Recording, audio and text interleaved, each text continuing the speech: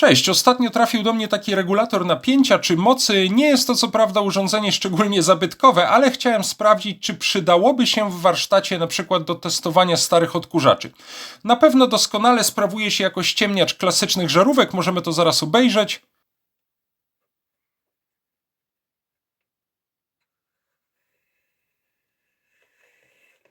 Początkowo zmyliła mnie załączona instrukcja od niemal identycznego modelu RT produkowanego w czasach radzieckich w fabryce Preobrazowatelь, czyli przetwornik w Zaporożu, ale na tabliczce tego urządzenia widnieje logo fabryki Lviv Pryłat w Lwowie, a także symbol RS6220, no i wewnątrz są podzespoły z datą 92, czyli jest to regulator wyprodukowany już w Ukrainie po rozpadzie ZSRR.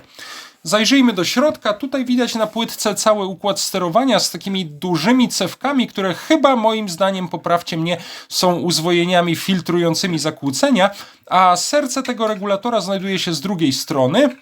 To jest chyba najważniejszy element, czyli triak TS122254 z logo właśnie fabryki w Zaporożu.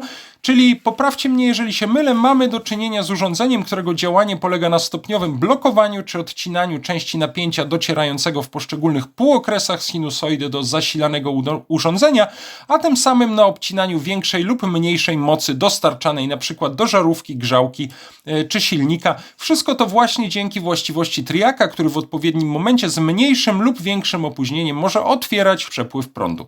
Rzućmy jeszcze raz okiem na działanie zmontowanego regulatora z żarówką. Tutaj triak w cudzysłowie przepuszcza niewielką część każdego półokresu sinusoidy i niewielka moc zasila żarówkę.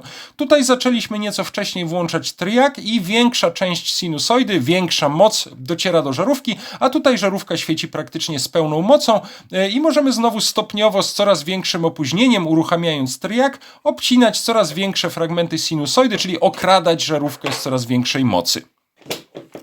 W przypadku urządzeń z silnikami komutatorowymi, jak właśnie odkurzacze, także regulator spełnia swoją rolę, choć lepiej radzi sobie chyba z silnikami o nieco większej mocy od około 400 W.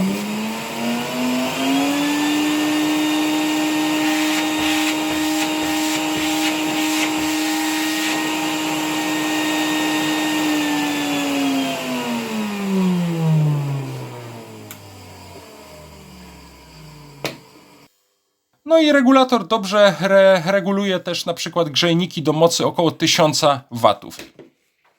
Troszkę więcej o tym regulatorze postaram się dowiedzieć i też postaram się zrobić nieco więcej testów różnych urządzeń, przygotowując najbliższy, dłuższy odcinek.